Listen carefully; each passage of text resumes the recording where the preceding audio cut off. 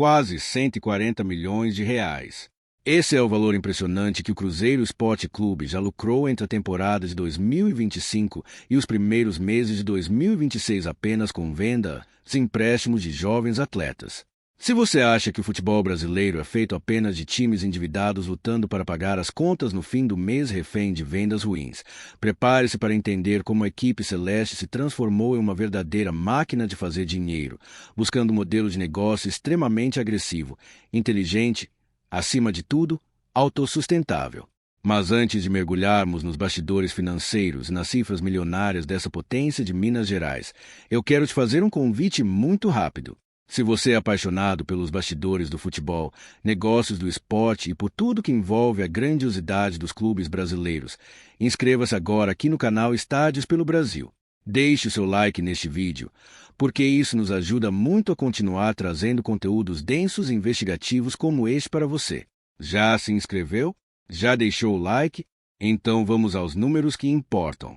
A história recente do Cruzeiro é, sem a menor dúvida, um dos maiores cases de reestruturação financeira e administrativa do esporte mundial.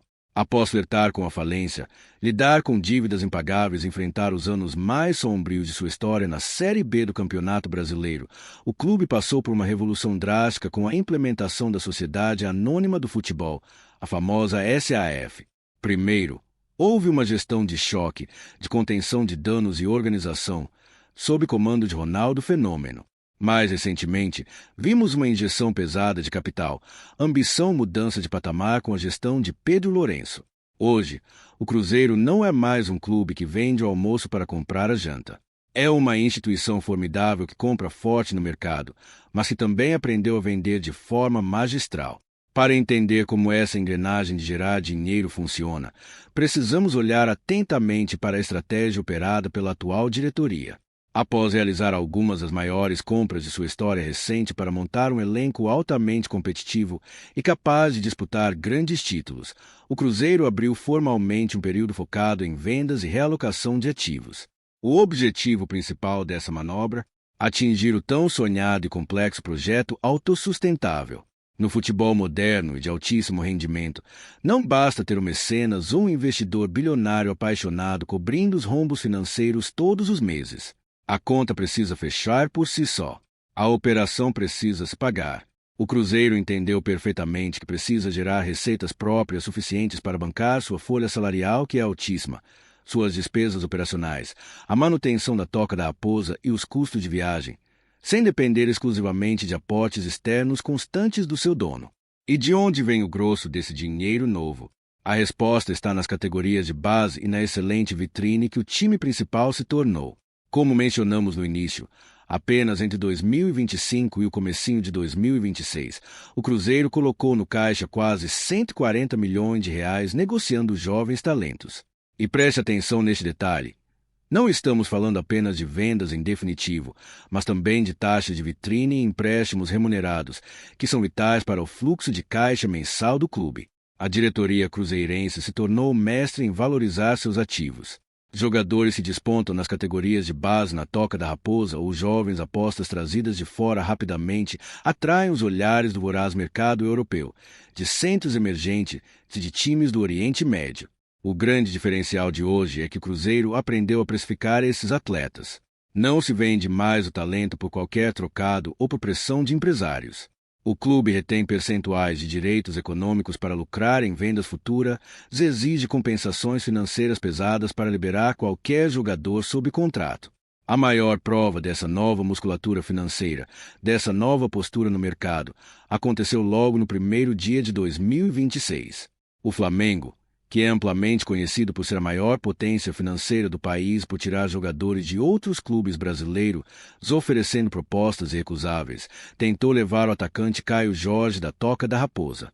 Em outros tempos, há 4 ou 5 anos, o Cruzeiro teria cedido quase que imediatamente à pressão do jogador e ao cheque do time carioca, usando dinheiro para pagar salários atrasados. Mas o cenário mudou drasticamente. O Cruzeiro simplesmente recusou a proposta do Flamengo por Caio Jorge. Isso não foi apenas uma decisão técnica, foi um recado estrondoso ao mercado sul-americano. A Raposa não é mais um balcão de negócios desesperado. O clube vende apenas quem ele quer vender, exatamente pelo preço que a diretoria acha justo, e mantém as peças que considera fundamentais para sua competitividade em campo na busca por taças. Se qualquer time, seja do Brasil ou da Europa, quiser tirar um titular ou um jogador importante do Cruzeiro, vai ter que pagar o preço estipulado em contrato, sem descontos e sem negociações facilitadas. Mas uma verdadeira máquina de fazer dinheiro não vive e não pode viver apenas de transferências de atletas, pois esse é um mercado variável. É aqui que entra a análise da receita anualizada do Cruzeiro, que vem mostrando uma curva de crescimento sólida, consistente e até assustadora para os rivais. Se em 2021, no auge da sua maior crise institucional, o clube penava e sangrava para arrecadar algo perto de 150 milhões de reais no ano, hoje o cenário é outro. As projeções e resultados recentes colocam o faturamento anualizado do Cruzeiro facilmente superando a casa do R$500 milhão, com o clube mirando bater a cifra de 600 a 700 milhões anuais em um futuro muito próximo, somando absolutamente todas as suas frentes de arrecadação. E como esse gigantesco bolo financeiro de centenas de milhões de reais é dividido? De onde vem todo esse dinheiro que não seja da venda de jogadores? A primeira grande fatia dessa receita vem dos direitos de transmissão e das premiações esportivas. Com o time principal disputando as posições mais altas do Campeonato Brasileiro, avançando até as fases finais das grandes Copas Nacionais, voltando a ser protagonista no cenário internacional, o dinheiro pago pela televisão e os bônus milionários pagos pela CBF e pela Conmebol engordam e muito caixa celeste. Chegar longe em competições deixou de ser apenas glória esportiva e passou a ser o pilar do orçamento da temporada. A segunda fatia desse bolo de receitas, e talvez a mais passional e fiel delas, vem da arquibancada e do estrondoso programa de sócio-torcedor. O programa Sócio 5 Estrelas voltou a ser um dos principais motores financeiros do clube. O torcedor cruzeirense comprou a ideia, abraçou a reconstrução da SAF e se tornou um parceiro comercial ativo. Com o Mineirão lotado jogo após jogo, com médias de público impressionantes, a receita de Matilde.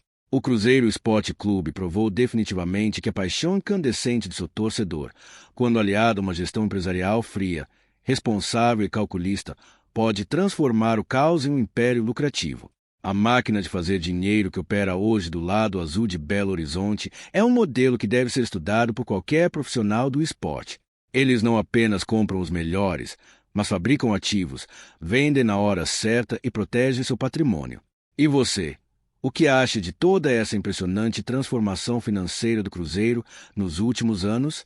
Você acredita que com esse modelo de negócios autossustentável o clube vai se manter como uma das maiores potências econômicas do futebol? Cruzeiro vai comprar Arena Gregorão. Pode fazer um estádio do zero em 2026? O que o Pedro, dono do Cruzeiro, pensa? O destino da Casa do Cruzeiro é um dos temas que mais gera debate entre a torcida e a imprensa, e a pergunta que ecoa em Belo Horizonte é se o clube terá, finalmente, um novo estádio para 2026. Existem 3 caminhos muito claros sendo discutidos agora, e cada um deles aponta para uma direção diferente na estratégia da SAF comandada por Pedro Lourenço. De um lado, temos a possibilidade de aquisição de um patrimônio fixo em Contagem, de outro, uma proposta bilionária e audaciosa vinda de Betim, e, no centro de tudo, a filosofia de gestão que prioriza o Mineirão e o pagamento de dívidas. Para começar essa análise, precisamos olhar para a movimentação silenciosa, mas muito estratégica, que o Cruzeiro vem fazendo na Arena Gregorão. O clube estuda seriamente a compra do terreno desse complexo esportivo localizado em Contagem, na região metropolitana.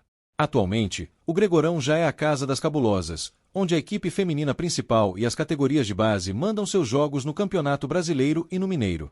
O local possui cerca de 15 mil metros quadrados e campos com dimensões padronizadas pela FIFA, sendo um ativo valioso para o desenvolvimento das categorias de formação. As conversas, confirmadas por apurações recentes, indicam que o Cruzeiro quer transformar o Gregorão em um patrimônio oficial, garantindo que o futebol feminino e a base masculina tenham um porto seguro e moderno para crescer, sem depender de aluguéis de terceiros para suas competições oficiais. Enquanto o Gregorão surge como uma solução para a base e o feminino, o projeto para o time masculino principal ganha contornos dramáticos com a proposta vinda de Betim. O prefeito Vittorio Medioli anunciou publicamente uma proposta de parceria público-privada para construir uma arena multiuso monumental.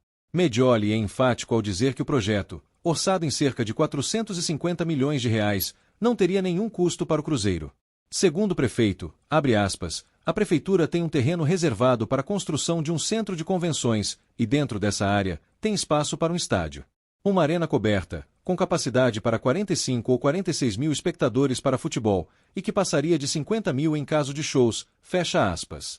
Vittorio Medioli detalha que os recursos seriam totalmente privados, vindos de investidores estrangeiros, e o município cederia uma área de pasto degradado, o que simplificaria muito o licenciamento ambiental por não haver árvores a serem derrubadas.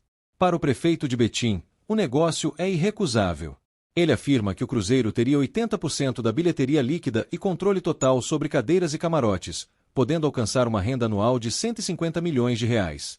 Medioli compara o modelo ao do Palmeiras, dizendo que, abre aspas, foi oferecido ao Cruzeiro sem investimento por parte do clube, com prioridade de uso.